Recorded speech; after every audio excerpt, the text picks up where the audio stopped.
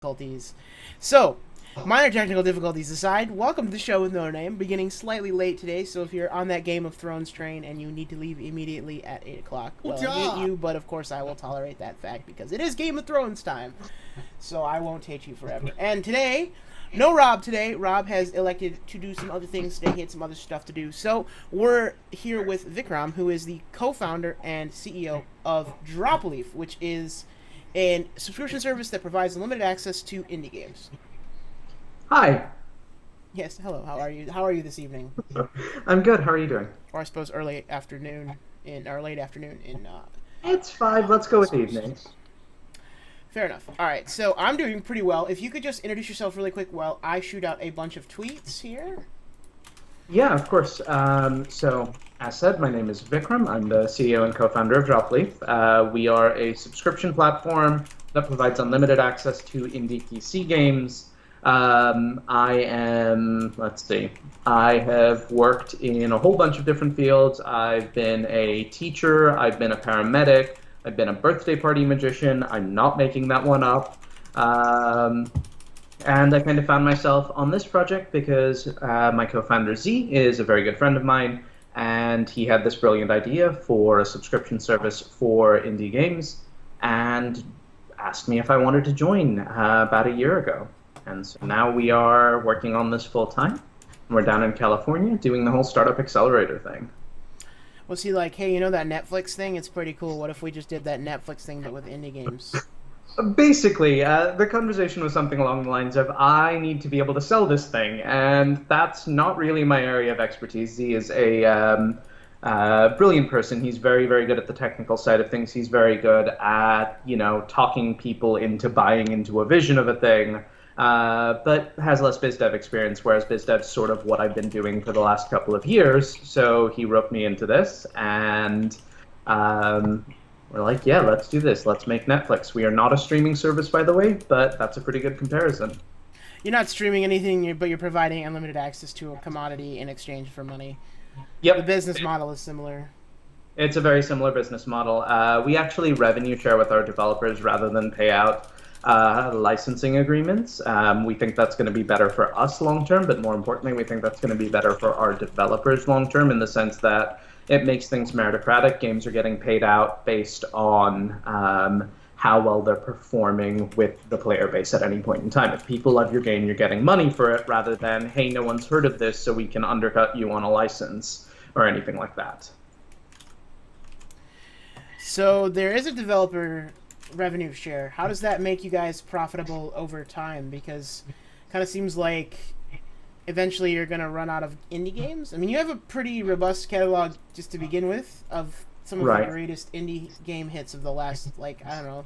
There's some stuff here from 3-4 years ago. There's some stuff from last year. I spy some games developed by friends, actually. We've got The Bridge and Tumblestone, as well as Potions. Potions, of course, is Renee's baby. Yep. And Tumblestone and The Bridge are... I actually interviewed one of the guys that was on their dev team. Ty or Alex? Ty. It was Ty. I was trying to remember his name. For some reason, I can never remember Ty's name. Yeah. We live in Seattle, and so I know him fairly well through the Seattle Indies community, and I know Renee fairly well through exactly that same community. Everybody knows Renee through that. Everyone. Also, a couple of tiny build games. I see Cluster Truck on here. Yep, and we've got Cluster Truck, And Mr. Shifty. Shifty, and 2 others, Road to Valhalla and Divide by Sheep, I think. Road to Valhalla, a game that I will never understand. It seems like people love it. It's not exactly my jam either, but it seems like a thing that people really click with. My co-founder Z absolutely loves it and loves the humor style. It's not me, but part of the point of this platform is making sure that the experiences here are we have things that everyone is going to love and things that specific people are going to love, and so it's exactly that. I think it's not for everyone, but the people who love it really seem to love it. It's definitely a tiny build game. They publish some interesting content. Yeah, they do. And they're all of my interactions with those guys have been great. They've been an absolute pleasure to work with. They are disrupting the industry, as you startup people would say. Yep, that is a phrase I've heard way too many times in the last month or two. And yeah, they are, and I think they're doing it in a way that's going to be really beneficial to indie developers and to smaller studios and publishers. It's kind of a new model, as it were. I like them a lot. They're good, especially to smaller companies. But smaller journalism companies, I guess I should say. And their CEO and founder is kind of crazy. Actually, he's very crazy. You're talking about Alex, right? Alex. Yeah, I don't know Alex super well. Most of my work has been through Luke, but Alex is very eccentric. as one has to be to found a studio that's entire mission is basically to disrupt the indie games market as much as possible. yeah, I mean it's a bold venture, but they seem to be doing really well. Their booth at PAX is pretty much always massive.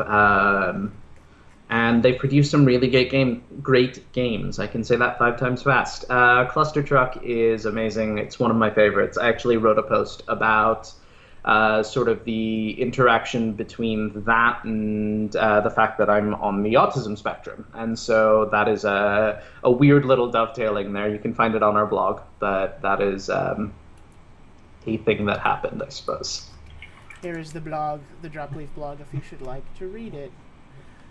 Your community guidelines is a picture of a cat. Yes. Upside down. It is. The internet is made of cats, after all. And so I thought it was tubes. I think it might be, but those tubes are definitely filled with cats. But then don't they get all jammed up? It's not just a dump truck. It's true. That's true. Sorry, are we getting too deep into references here? This conversation might have gotten a little too meta, but the cat pictures are the idea of our head of community, Rachel. She decided that whenever we don't really have an appropriate image, rather than trying to find some stock imagery, we're going to get pictures of her cats, because cats are adorable.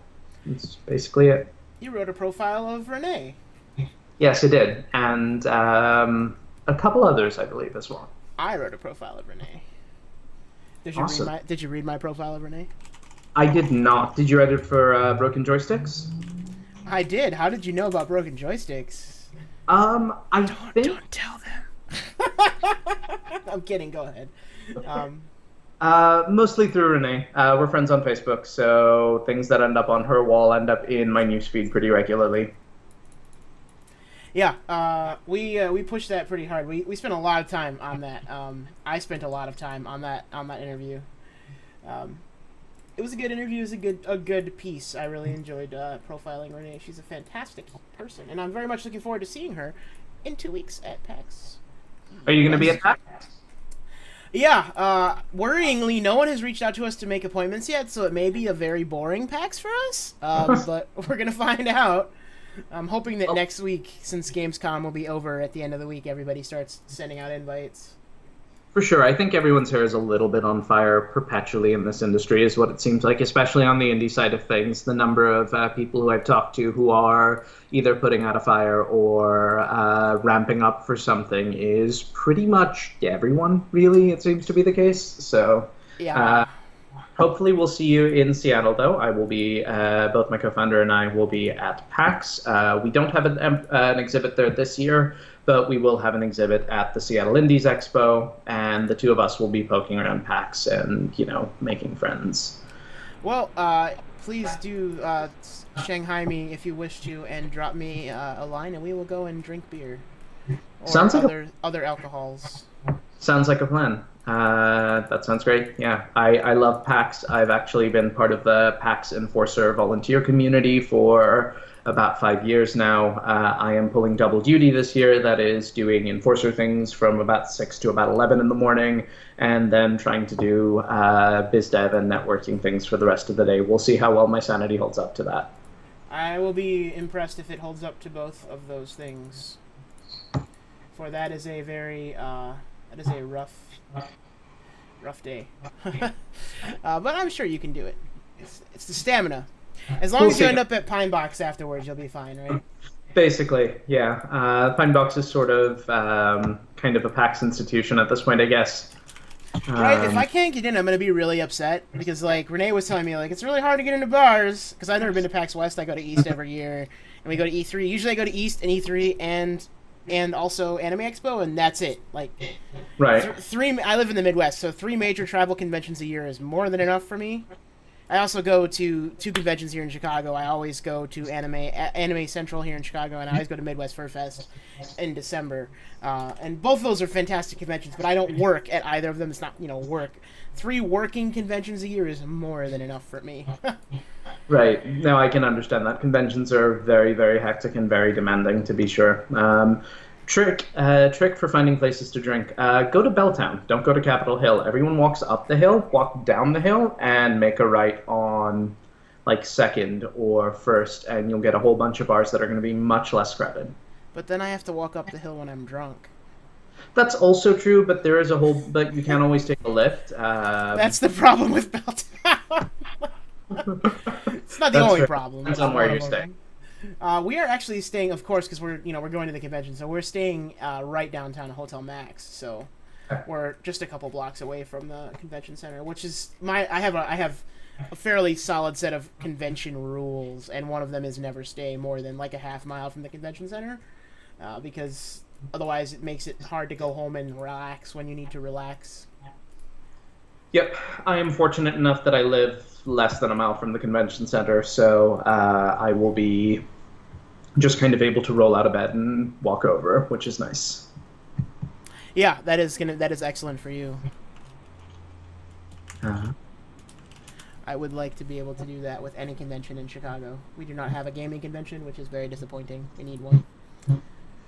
We should probably go back to talking about your product. I've been talking your ear off for like 20 minutes here about, No problem. So yeah, what questions do you have? What can I tell you about? So how did you conceive of Dropleaf? Were you sitting in a bar and it just smacked you in the face? Did your co-founder say, "My guy, I got an idea"? So again, idea? Dropleaf is basically a reaction to the fact that the ecosystem around games is, I think, a pretty broken place. There's so many things going on that are in need of improving, and I think this is the thing that Z saw when he first sort of had the idea come to mind, and it's the thing that I saw and made me go, hell yes, I'm in, let's do this. And that exists on so many levels. It exists on the sort of financial level where indie devs have a significant amount of trouble getting their work in front of the right players, in front of the players who are really looking for those experiences. We see, so many great games just sort of get dumped into Steam, and 2016 certainly saw article after article about sort of the looming indie apocalypse where, because of the sheer volume of things around Steam, things that a lot of people would like, they're never going to be able to find just because that game doesn't have a $50 million marketing budget, so it's kind of hard for it to compete, or, it didn't become the featured indie that day, and thus didn't take off like a rocket. And so we think that there's so many of these great games out here that so many players would love if they could only find them. So that's part of the problem. We also think that the community around games can often be really relentlessly toxic, and it's important to us to make sure that the space that we create around our product and around our games is one that's very much an inclusive and welcoming and open space where someone's not going to get shit on for having opinions about games and not being basically a straight white dude, and that we want to make sure that we create a space that welcomes everyone. Hopefully that mission is a success. It sounds like a fairly noble mission in general. So, you've got about 40 indie games right now in your catalog? We've got 40 uploaded right now. We're going to add about 3 or 4 basically today or very early tomorrow morning. And we expect to add about 10 to 20 every month. So far in August, we've added about 9. In July, we added about 12 or 15. I've lost count at this point. So you will not run out of things to watch. No, we don't. We don't expect to ever have that problem. We're going to keep growing our library, and again, we expect to add around 10 to 20 titles a month. And we want to make sure that we've got a mix of, some older stuff. We want to help developers sort of extend their revenue curve, but also we want to make sure that we're bringing in some new and great titles. We have a couple of titles that are still in development. They're, things Steam would refer to as early access. We've started calling them our seedlings because we're Dropleaf. We thought that was kind of cute. And we have a bunch of newer games as well, plenty that were released in the last year, in addition to things that are a bit older. So, what sort of things do you look for in a game you want to add to your platform? And obviously, you have extensive access to the Seattle indie community, both through Renee, who actually is now, I think, serving as a board member for IGDA. So she's obviously a great connection, and of course, your own personal connections in the Seattle indie community. What are you looking for in games to bring them to your platform? I mean, ideally, sort of the benchmark, and this is a very simple one, is something that some subsection of people is going to look at and go, holy crap, this is awesome. We don't, there isn't necessarily all that many games that have universal appeal, but there are plenty of games that are going to be deeply meaningful and deeply compelling experiences to some subsection of the player base, and we want to get as many of those as we can.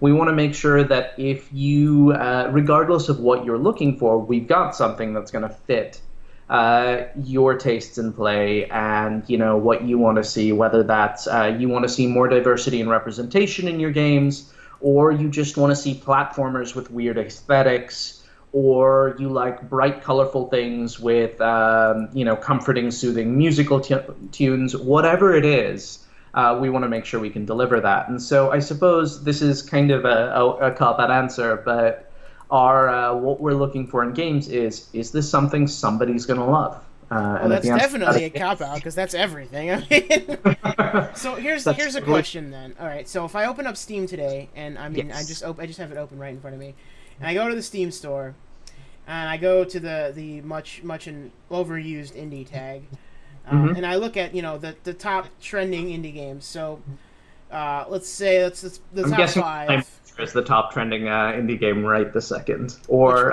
which Stardew? I'm guessing it's either Slime Rancher or Stardew right now. No, it's Shrouded Isle, Grimoire, Heralds of the Winged Exemplar, VTOL VR, Dark Elf, and Saurian. Only one of which costs more than $30.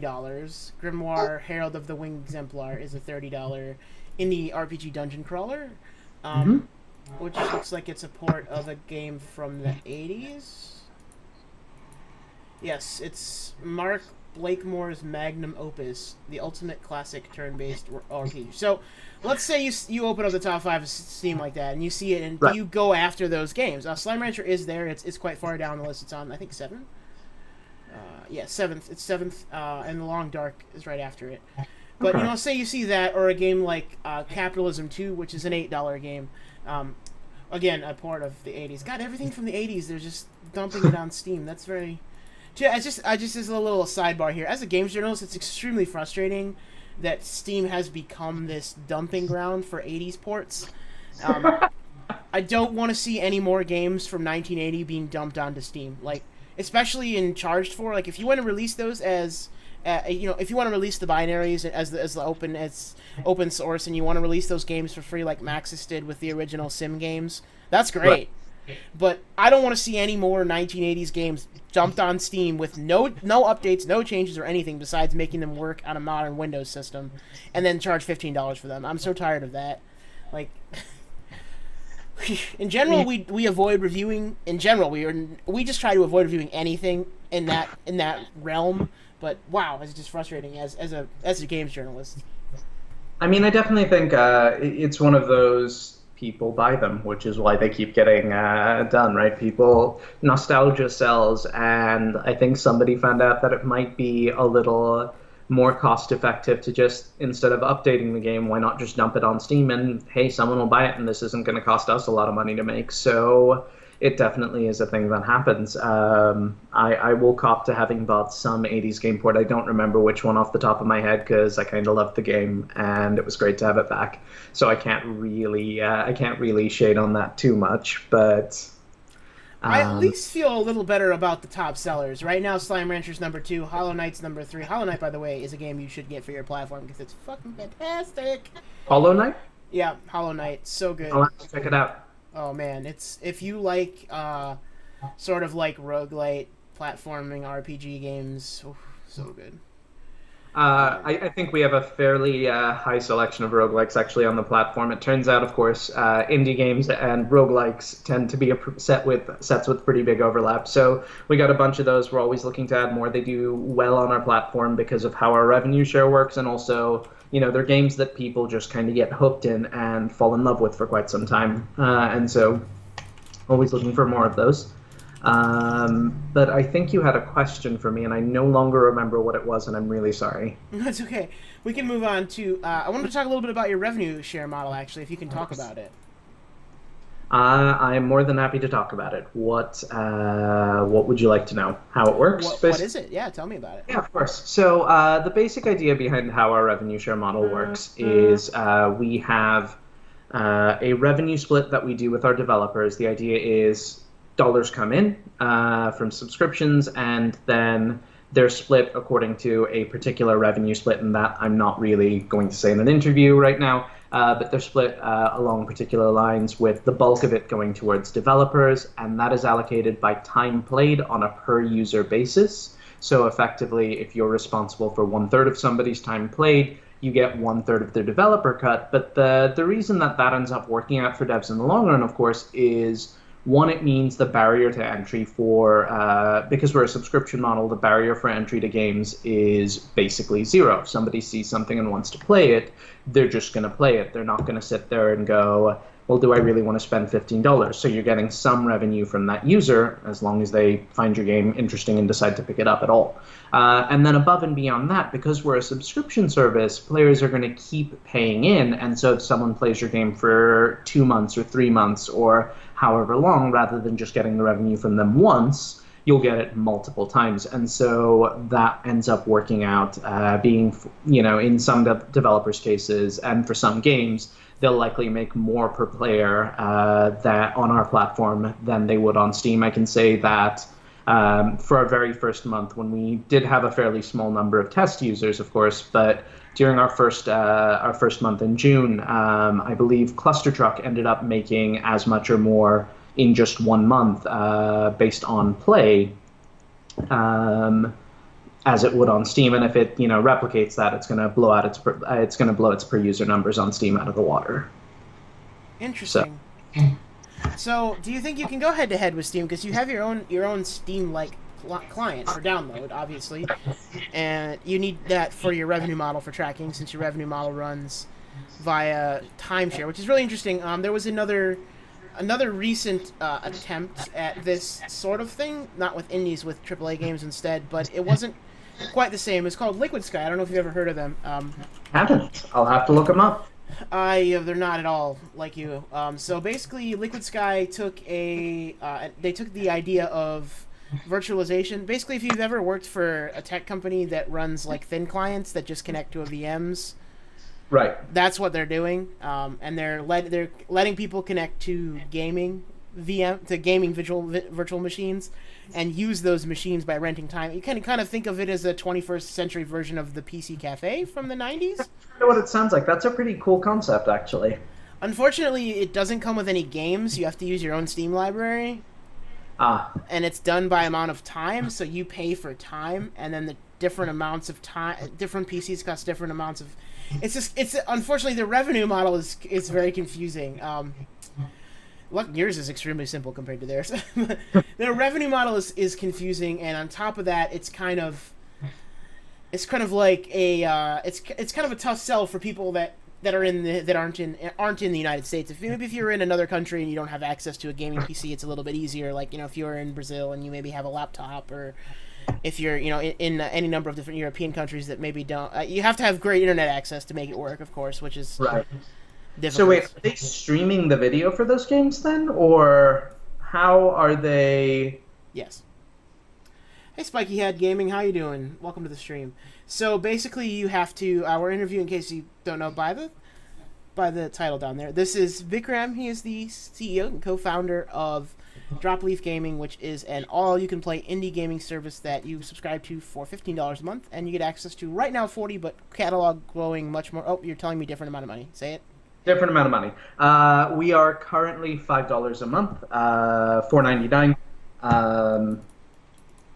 I'm from the EU. I can verify your questions. Yeah.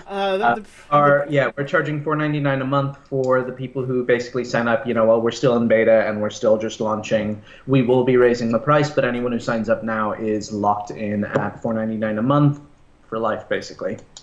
Awesome. So their website, in case you just have it, this is dropleaf.io if you want to sign up. So if you sign up now during the beta period for $5 a month, you get to play the catalog of indie games they have active now. Now, it's another very important question. Is your licensing agreement with the developer allow you to keep that game in perpetuity, or will games come and go from the platform?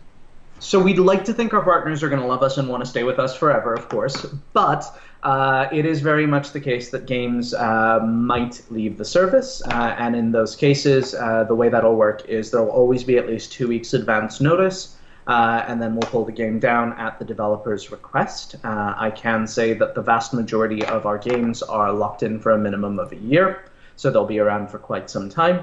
And above and beyond that, if the game does leave, this isn't ideal, of course, we'd like it to stick around, but your save file lives locally on your computer, so you will get to keep your save file. And if you, at that point, if you really do have more to do in that game, then at least you can go get a copy of that game and use your existing save file. We don't change the way the data works in any significant way, so you do still have that option. It's not a great situation. Our goal is, of course, to keep our games for as long as possible, but in the unlikely event of unexpected turbulence or games leaving, as the case may be, we will have that as a fallback at least. Okay, excellent. That's good to know. So, when you mentioned that the game saves are local, so DRM, no DRM? DRM. Basically, one of the big things that our client does is DRM, essentially.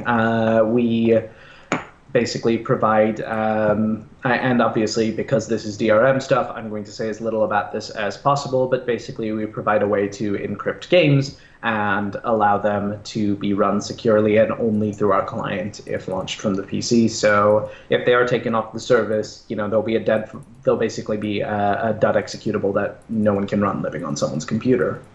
That's about it. Okay, so all of your games, what about games that might be DRM free from developers? Because there are plenty of indie developers that don't like DRM at all. So Right. You're going to add DRM into their games for use on your platform. Yeah, it's just one of those things where the base way in which our platform operates puts in a level of DRM, and much like Steam, we have various tiers of DRM stuff going on, but even at its baseline level, there's, just because of how our client works and how it needs to track things, there is a DRM functionality built in. Okay, and are you regional locked at all or no? We are not. We're currently launched only in the United States, but we hope to expand to the rest of the world. We don't have servers anywhere but in the US right now, so I imagine the experience would be incredibly poor if you tried to connect from, let's say, Australia or England or something like that in terms of download speeds. But you could do some of it. Well, you just need the initial download, right? Once the game lives locally on your PC, it's not streaming from the client. Right. We are launched only in the United States, and so we are not currently trying to get users in other countries. But there's also not a whole lot we can do if someone's going to sign up. The important question, is it against your TOS? That's the question. It is, yes. Our TOS asks that you be local to the United States. There you go. Okay, so no VPN connecting from Europe, guys. Wait for the client to come there. We'll have servers rolled out to other countries fairly soon. We want to launch in Europe, and we want to launch in India and Korea and Japan and Australia and China and everywhere else in the world that we can. But of course, we also want to make sure we're in compliance with local laws. And as such, we're going to sort of stage that out and make sure we're doing that in a way that one is responsive to the needs of those markets, which is probably the startup-iest thing I've said today. But what I mean by that, of course, is in different markets, we may need to feature different things, price differently, so on and so forth. And above and beyond that we're compliant with local laws about privacy and data. We don't want to get in the kind of trouble that Google and Apple regularly find themselves in with the EU. Yeah, there's a lot of regulation over there in that EU there. But you'll get there eventually, so that's good to know. So for any of, we do have quite a few European viewers, so those guys will get there eventually. Absolutely. Hopefully that not sooner rather than later. That's definitely the goal. We, the American PC gaming market is definitely the biggest one in the world by a pretty significant factor, so it's where we're starting. But there are gamers everywhere, and we want to make sure that we're available to all of them. That is true. There are video gamers on all corners of the world. Even everywhere everywhere the sun touches, there are video gamers. So it's a good market. All right, so talk about a little bit about your future plans. What's coming? So we have a couple big things planned for the future. First of all, we do have a recommendation engine that's up and running. So as you play games, Dropleaf is going to get better at learning what you like and giving you recommendations, helping you discover your new favorites, basically. But we're going to make that significantly more robust. And as people play and as we add games, it's going to keep learning and developing so that our recommendations are going to get better and better and better. The other big thing that we have in the pipeline, of course, is our community side features. We're currently working on community guidelines and we're soliciting feedback from users. We want to make sure that that our community guidelines are set up to be inclusive of people, including people who aren't necessarily represented within the company's group, right? So we are we want to make sure that it's inclusive of trans folks and people who are in any way disabled and anyone else really who has any challenges that we don't necessarily understand fully because we haven't lived those experiences. And so that's important to us. That needs to be done first. And as we're working on that, we're going to spin up a bunch of forums and make sure that we create a space where people can talk about the games they love and engage on those subjects with fear, but basically free of harassment. And in a climate that encourages people to be nice to each other. And so those are sort of our big up-and-coming stuff. We have some more games, of course, that are in the pipeline, and we're always looking to add more games. I can tell you that a couple of the things that are going to be dropping in the next couple of days on our platform are Red Out, which is a very cool racing game, and Warcube, which is from Haven Made Studios, and it's one of our seedlings, one of our early access games, basically. And both of those will be coming to the platform in the next day or two. Do you anticipate ever stopping adding games to the platform, or do you intend to just continue adding until you have every game on Steam? We don't imagine that there's going to be a point where we go, yes, we have X number of games and this is going to be enough, but we do expect that we are going to grow at a measured rate. We want to make sure that we're not packing our library with shovelware or anything like that. It's definitely the case that if I really wanted to, I could go out there and add 150 games to our library in the next 3 days. But it's also very much the case that I guarantee you don't want that product anymore. And so we want to make sure that we are providing experiences to our players and to our user base that are quality experiences. And so we're going to grow, but we're going to make sure that we're bringing great games to our player base. And what about adding early access games? Do you have any plans to add early access games, or only completed and I say completed and finished games, but Renee's game isn't done. Right. So we're going to section out. One of the big things that will change in our client is we'll have more category labels and we'll section things out. There's going to be user tags, and you'll have the ability to leave comments on games and things like that. And all of those functionalities are in the pipeline as well. But in terms of what we're going to be doing, we want to make sure that we have sections for things like this. So, for example, as I mentioned, we have our Dropleaf seedling program, and that's basically our variant on early access. We've got Dino System, which is one of those games that is currently in development, and we'll have Warcube added fairly soon, which is another one. I personally think Warcube is going to be the next, Meat Boy, the next Stardew Valley, the next mega breakout indie hit, so I'm so excited that we have this thing coming to our platform. Warcube? I've never even heard of it. So it's made by Seattle area dev named Craig from Haven Made Studios, and he's great, and it's a great thing. We definitely love it, and we're super excited to have it. And so that's up on our platform, and just like you see with Steam Early Access, as games get updated, they'll push the new build out to Steam. The same thing will happen with our seedlings. As those games get updated, they'll be pushed up to the platform. You'll always see them at the top of our newest games feed. And so you'll be able to play those games as they develop and grow. Another kind of fun side idea we'd love to be able to do at some point, relatively soon here, is we want to have just sort of a section for Game Jam stuff. As in, we have a small section with like 10 things from the latest Ludum Dare or whichever other Game Jam, so that the kinds of people who are super nerds about the industry, like say me, can go through and see what the people who tend to work on the cutting edge, the people who are really innovating within the space in terms of ideas and concepts and what is a game type stuff, so that that work is stuff that people can see long before it shows up in bigger indie titles or even in AAA releases. And I think that's going to be a really cool thing that we have in the works as well. So we're doing a lot, is sort of the answer to that earlier question. Okay. Now, do you find the indie developers, or do they seek you out, or both?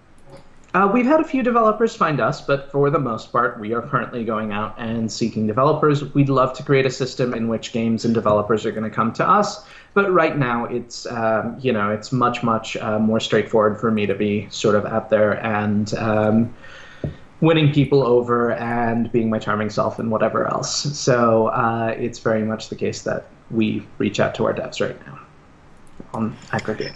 Powered by Yotic here. So, what do you think kind of the future indie games is going here? Because I know that you mentioned that the people talked about last year the sort of notion that maybe there was a crash coming for indies, and I personally think that Steam's recent opening of their platform to anyone who can give them $100 is possibly the worst thing ever that's been done for gaming of all time. Next to the crash, the 86 crash, of course.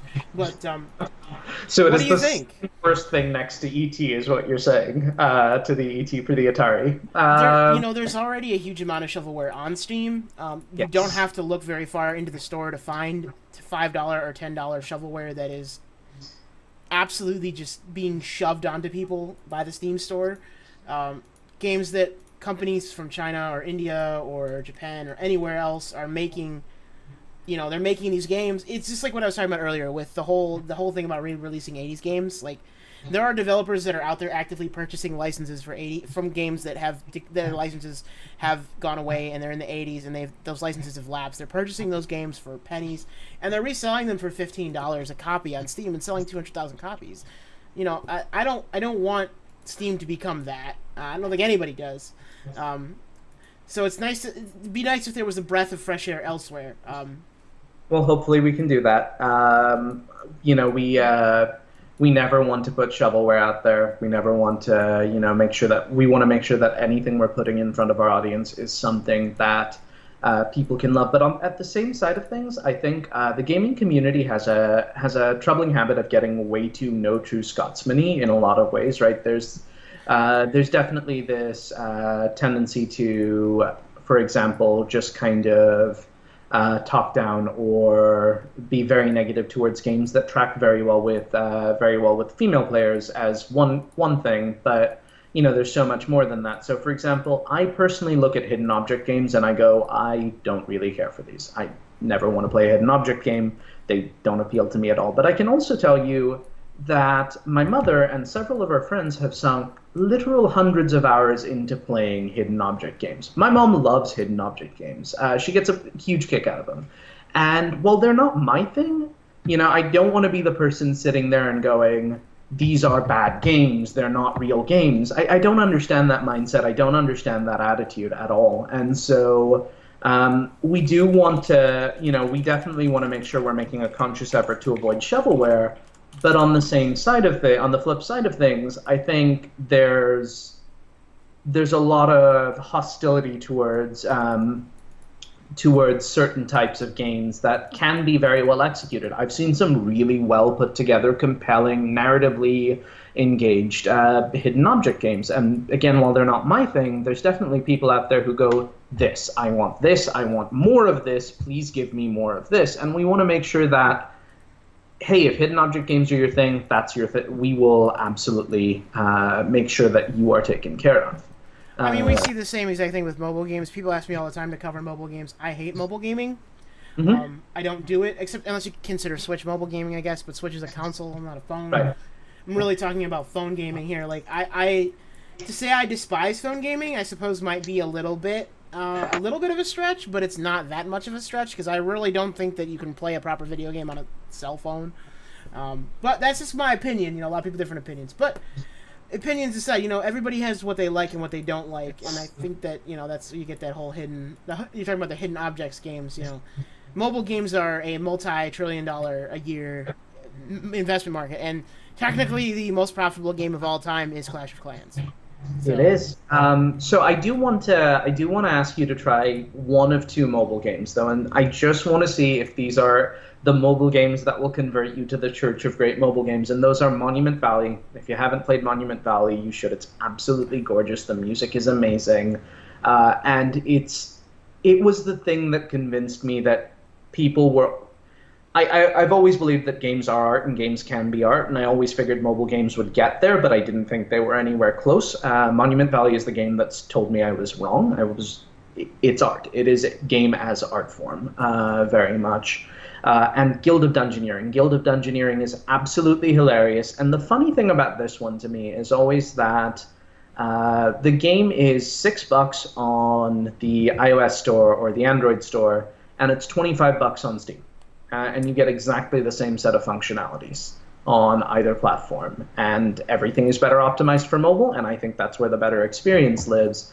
So, I don't know, I feel like mobile gaming has gotten past the find games that you can tap or find games that you can just click repeatedly on. I think there's a lot of great stuff out there, and I don't really know where that sentence was going. I seem to have lost my train of thought. But happens to the best of us.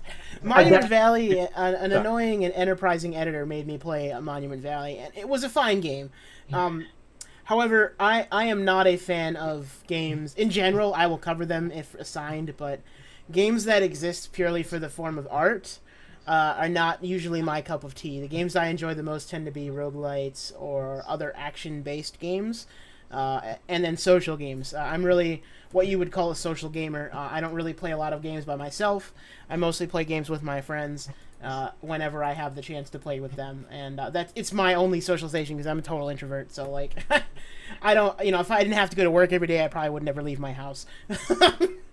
And so a lot of the time, the interaction that I do with people on the internet, my friends on the internet, is kind of the only real interaction I get. And so that's why I play games for that. And so mobile games are hard for me for that reason, because to me, gaming is this like social activity. Because I don't know how old you are. I'm 28, and so I came up in the era of split screen gaming. And so to me, like, video games are inherently this social thing that you do. And I did it with I played with my brother and my sister when she got old enough. We played video games together, and that was always what it was, and that was what gaming was to me. So that's what mobile gaming is missing to me inherently, is that socialization aspect.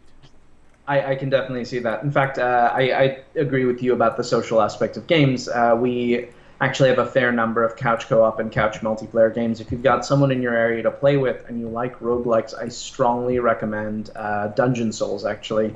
It's a ton of fun. It's a great little charming 8-bit aesthetic. And it's a roguelike. It's made a bunch of the sort of concessions towards modern game development that you kind of need to make, but it is focused on the purity of its experience, and it's a ton of fun. You guys need to chase down Dead Cells. Yeah, we really do. I've been working on it. Look up Motion Twin. They're in France, so it might be harder to hook up with them, but those guys are... My current plan I love Dead Cells. I want Dead Cells on our platform. I will be going after them. My current plan is to use some of our contacts with a French publisher and a distributor to see if they know anyone, and they can go harass Motion Twin for us. But they are very high on my priority list. Because that game, I have, I don't know, like 100 hours into that game. It's really good. Roguelike Metroidvania. I mean, it's so good. Well, let's not give it the Metroidvania call out. I'm not comfortable with that call out. No? We're overusing both of those labels, and the Metroidvania label doesn't... It's a fantastic game, but it's a roguelite. It's not a... Metroidvanias have to have certain... there's no like castle that you go back and forth around in this game. You can only go forward. There's no hubs. There's no hub area. There's no require. There's only right now, at least. I mean, the game is still growing. It's early access, but right now there's no. Once you unlock an ability to go somewhere, it's unlocked and done. You know, in the Metroidvania requirement is that you can't get certain places without certain abilities. So we do have that in the game, but not to the extent that you would see it in a Metroidvania. And we have.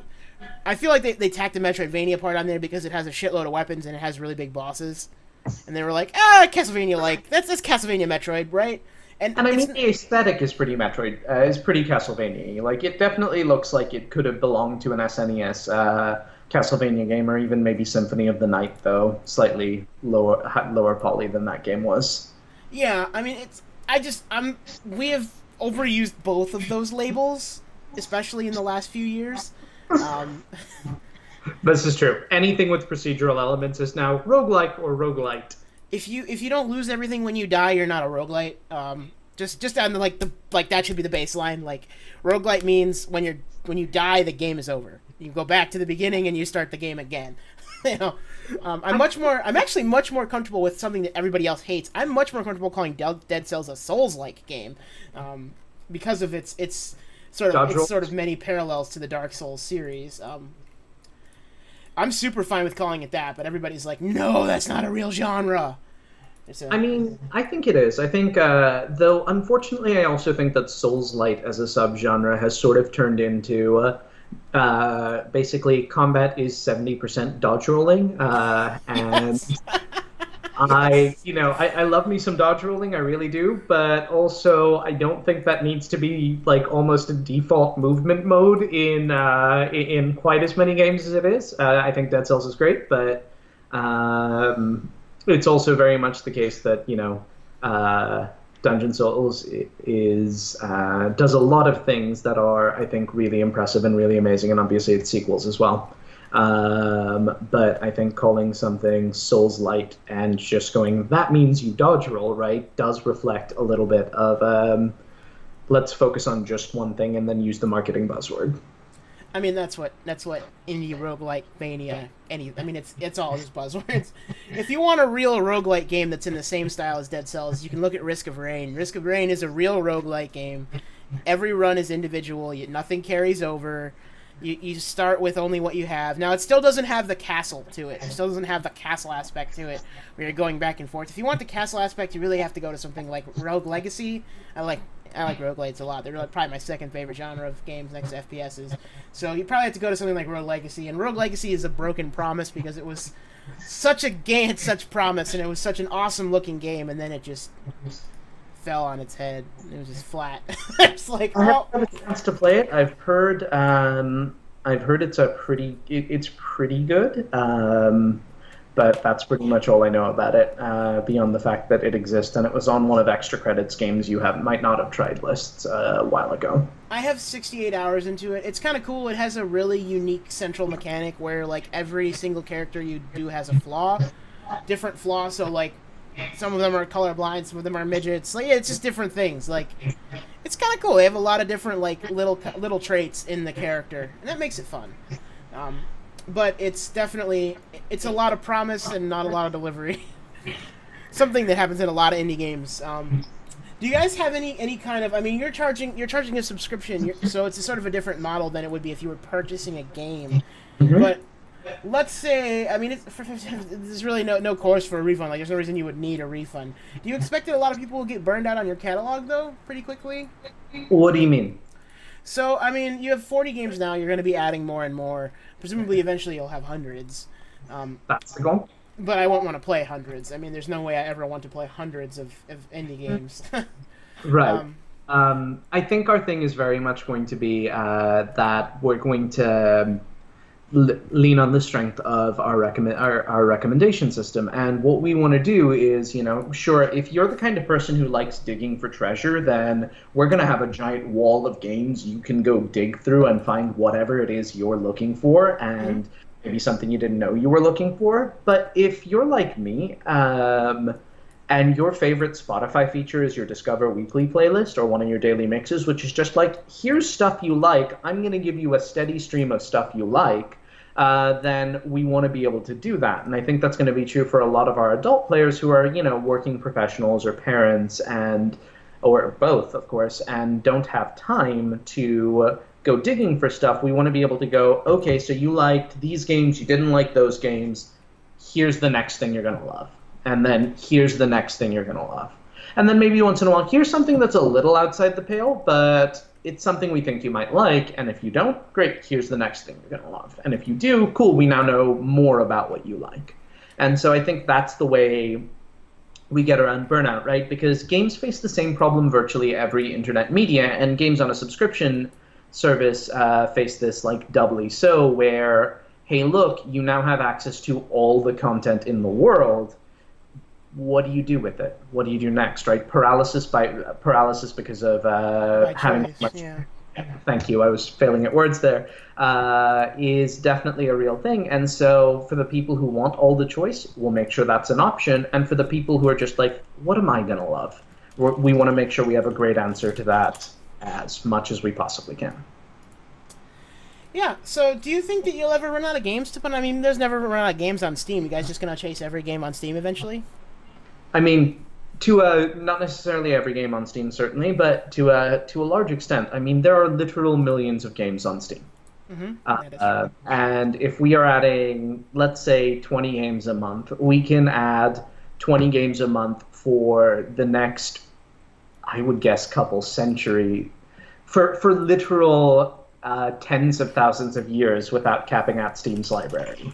And, even if we speed up our rate 10x, which is unlikely to happen, it's going to be very much the case that there's going to be more on Steam. Thanks for the raid, Fee. I see you there.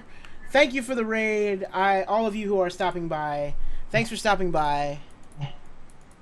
What? One of our sponsored streamers is raiding our stream. Which means she's dropping all of her viewers on top of us as she ends her stream. So it's rare that I get a Fiora raid. Fiora is one of our most popular sponsored streamers. So this brings me to a really, really cool and fascinating point. I was going to ask you guys about interaction with streamers. So how do you plan to get the word out? Because, a lot of what it is all about the streamers and the internet personalities. And are you guys going to pull like a GOG model where you're like, here's a code for a popular streamer, they get 5% off.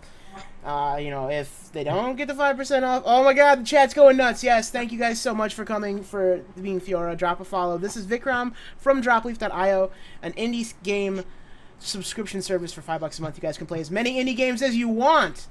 Doesn't that sound awesome? If you get it now, it's only $5 a month because now it's still in beta. When did your beta end, by the way?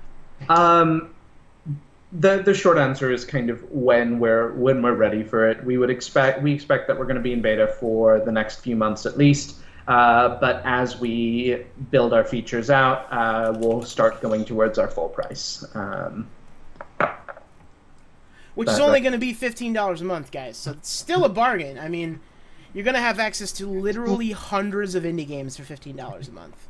I don't know what color Fiora is, guys, but I'll turn the lights pink for Fiora. How about that? They're kind of more like a purple, but there you go. Fiora, the pink raider, the pink panty raider. That what? Works. I'm so confused right now. I can explain. I give you a crash course in streaming culture. So a raid is when you take the viewers on your stream and you direct them to another stream. We encourage this. We're super, super happy to encourage this amongst our sponsored streamers. We have a network of about 25 sponsored streamers who we support. And so we're super, super happy. I don't care if it's talk, we're raiding your panty drawer. That's what she asked them to type into the chat so that we knew they were coming. That's great. And so they are coming to drop a hello on us and say hello and tell us that Fiora sent. Guys, we're actually almost done, but you can sit for the last few minutes. So go on to the question and answer that question for these lovely people who are stopping by and dropping things in our chat. What was the question?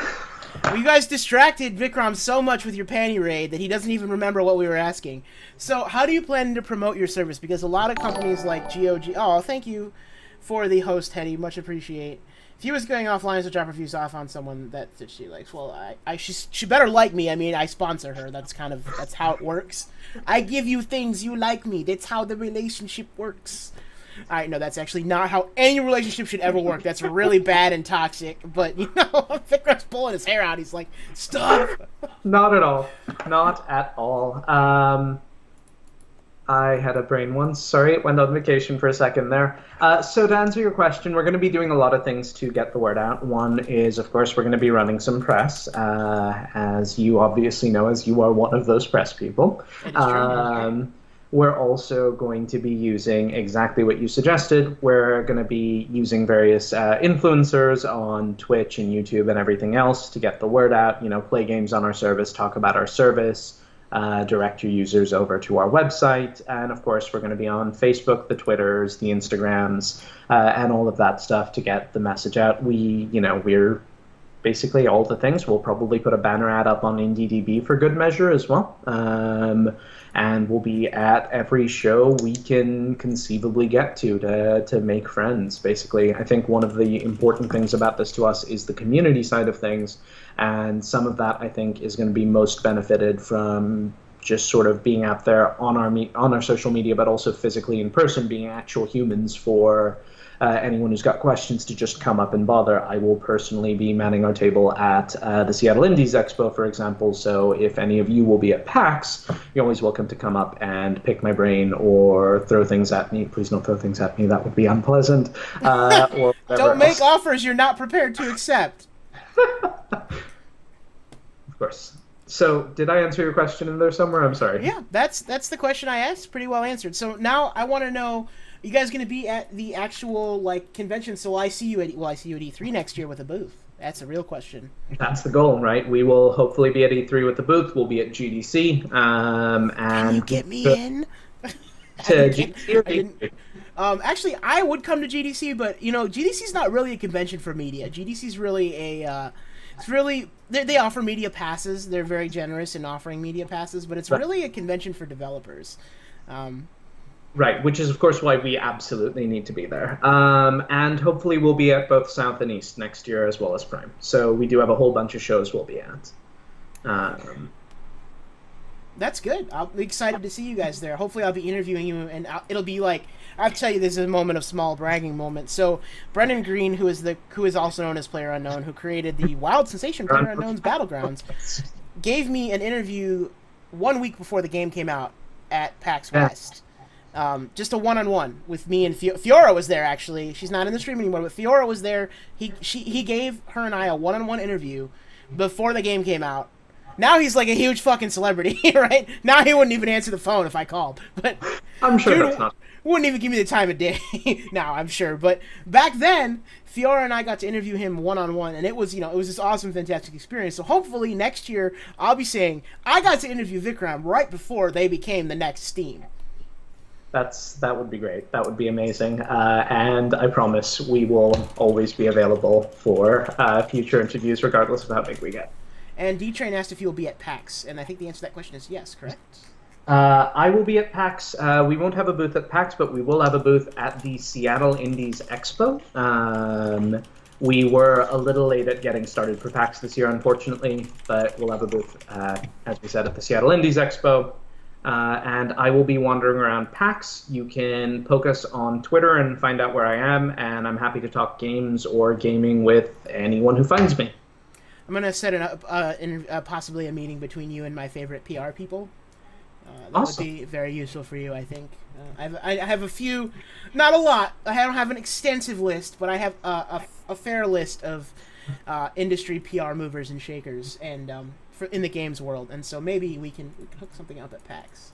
That would be hugely appreciated, certainly. At the very least, we can probably arrange to run into a few of them at parties. That would be great. I am relatively new to the game space, so most of the contacts that I have are either just by sheer force of going to meetups and bothering people till they decide to be my friend, or through people I know through those people, basically. Like, say, for example, you, I know through Nate. And so... Don't worry, eventually you'll have as large of a Rolodex as I do. And yes, this Rolodex has both lipstick, actually, that's nail polish, both orange nail polish and 2 pairs of headphones in it. That's how you make a real Rolodex, guys. Just kidding, it's a box I keep other people's cards in because I don't have a real Rolodex. That's reasonable. I don't either. I think my dad had a Rolodex, and that was in like the 90s, and that was the last time anybody on the planet actually had a real Rolodex. That's probably true. It's probably true. I feel like I do have one lying somewhere in storage that belonged to an older relative, but that's about it. It's a useful tool until you realize that you can put it all in a Google spreadsheet and Control F it. And you're like, exactly right. That is what I do with my business cards. I just haven't had the time to enter these yet. Most of these are anime related, truthfully, because I was at Anime Expo this year, and we got so many cards at Anime Expo.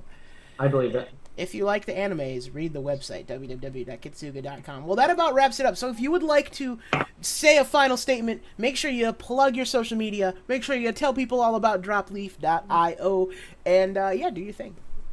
Yeah, so for those of you who are just joining, we are Dropleaf. We are a subscription service for all-you-can-play indie PC games. I'm going to guess we caught on to that by now.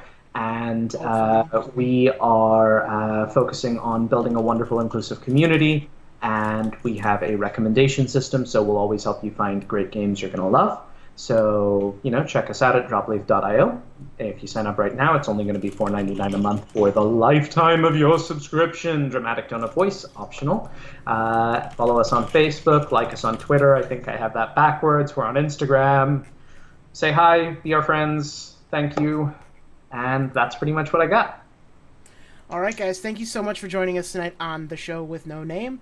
I am Fiona Fox, a.k.a. at JoystickFox on Twitter. You can follow me on Twitter. You can check out the website, www.kitsuga.com. If you want to go and watch somebody play a video game, go check out Bashsword playing League of Legends. He is one of our sponsored streamers and a fantastic guy. I will put his link in the description.